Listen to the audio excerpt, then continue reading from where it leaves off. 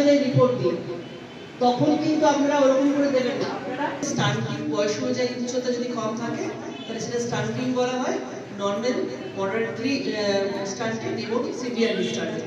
আরেকটা হচ্ছে যে উচ্চতা অনুযায়ী ওজন, যেটা আমরা ওয়েস্টিংটা মেজার করছি, সেটা থাকছে নর্মাল, ম্যাম এবং স্যাম।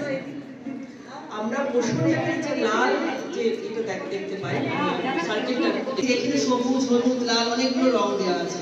যে বাচ্চাটা লাল সার্কেল দেওয়া আছে তার মানে কি বাচ্চাটা কোন ক্ষেত্রে লাল? সিভিয়ারলি অ্যাকিউট ম্যালনিউট্রিশন, হলুদ মডারেটলি অ্যাকিউট ম্যালনিউট্রিশন, মানে স্যাম আর ম্যাম। লাল মানে স্যাম আর হলুদ মানে ম্যাম। আচ্ছা আচ্ছা, যেটা খয়েরি দেওয়া আছে একদম সেটা হচ্ছে ওভারওয়েট।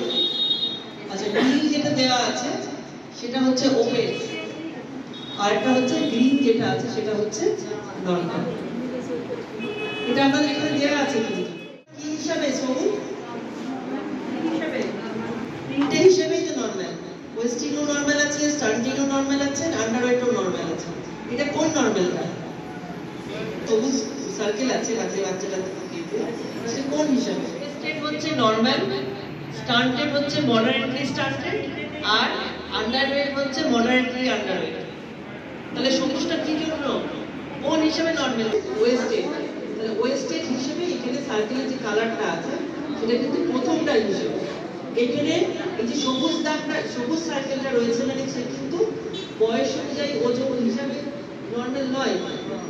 এখানে দেখুন এই বাচ্চা সঙ্গীতা বাউরি, সে হচ্ছে কিন্তু মডারেটলি স্টান্টেড, মডারেটলি আন্ডারওয়েট, কিন্তু সে ওয়েস্টেড হিসেবে হচ্ছে নর্মাল।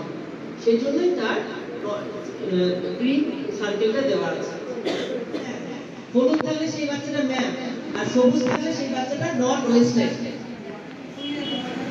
কিন্তু সে আন্ডারওয়েট হতে পারে, সে মডারেটলি স্টান্টেড হতে পারে, মডারেটলি আন্ডারওয়েট, সিভিয়ারলি আন্ডারওয়েট, এগুলো হতে পারে, কিন্তু সে ওয়েস্টেড হিসেবে হচ্ছে নরমাল। সেই জন্যই তার সবুজ আছে। অতএব যখন আপনাদের রিপোর্ট দিতে পারে যে লাল বাচ্চাদের রিপোর্ট দিন, তখন কিন্তু আমরা ওরকম করে দেবেন না। আপনারা আগে জিজ্ঞেস করবেন লাল বাচ্চা মানে কোন হিসাবে, এসিউ না স্যাম। স্টান্টেড নিয়ে আমরা কাজ করছি না, এসিউ না স্যাম এটা আপনারা আগে জিজ্ঞেস করবেন, তারপরে কিন্তু রিপোর্টটা দেবেন। এই তাহলে পোষণটাকে যেগুলো লাল সার্কেল আছে সেগুলোই কিন্তু স্যাম। পোষণ দেখারে যা কালার আছে সবটাই কিন্তু ওয়েস্টেড হিসেবে আছে, এটা কিন্তু মাঝে মনে রাখবে। নর্মাল যারা রয়েছে তাদেরকে বলতে হবে যেভাবে বাচ্চাকে তোমরা যত্ন করছো সেইভাবেই কিন্তু যত্ন করবে। যত্ন মানে কি হচ্ছে? খাদ্য, একটা হচ্ছে স্বাস্থ্য, একটা পরিষ্কার পরিচ্ছন্নতা, আর একটা হচ্ছে মনোসংযোগ। এই চারটে হচ্ছে মূল যত্ন। এই যত্ন যেভাবে করছে তারা সেভাবে যেন করে যাবে, যাতে ওজনটা না কমে সেদিকে খেয়াল রাখতে হবে। তাহলে মানে কাউন্সিলিং শুধু আমি লাল হলুদ বাচ্চাদের জন্য করবো সেটা কিন্তু না, নর্মাল বাচ্চাদের বাড়ির লোককেও কিন্তু খেয়াল রাখতে হবে। দেখবেন যে যখন বাচ্চারা ব্রেস্ট ফিডিং করছে তখন বাচ্চারা বেশ ওজন ঠিক আছে, কোনো অসুবিধা নেই, কিন্তু বাচ্চা যখনই 8 মাস 9 মাসে করতে শুরু করলো, যে বয়সে যেটা সে করতে চাইছে কিন্তু তার বিকাশটা যাতে ঠিকঠাক হয় সেটা আমাদেরকে দেখতে হবে।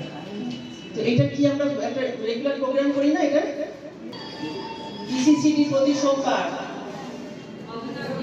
এই আপনারা রিপোর্টটা দিচ্ছেন না প্রতি মাসে গুগল ফর্মে? তাহলে এইটাই তো করতে বলা আছে যে জন্ম থেকে 3 বছর অবধি বাচ্চাদের তো প্রি স্কুল হয়, তাদের জন্য হচ্ছে ডেভেলপমেন্ট ইসিসিডি, এইটা তাদেরকে করতে হয়। দেখুন এইটা যদি করে তাহলে কি বাচ্চার যে ডেভেলপমেন্টটা ঠিকঠাক করে হয়, যে বয়সে যেটা করতে পারছে, এবং এর ফলে কি হবে যে কোনো বাচ্চা যদি বিকাশের ক্ষেত্রে কোথাও বাধা দেখতে পান আপনারা, তাহলে কি তাড়াতাড়ি আপনারা রেফার করতে পারবেন এবং তাড়াতাড়ি তার চিকিৎসাটাও হবে। তাহলে একটা বাচ্চাকে আপনি প্রতিবন্ধক মানে যাতে প্রতিবন্ধকতা না আসে তার মধ্যে, সেই বিষয়ে আপনি তাকে সাপোর্ট করছেন।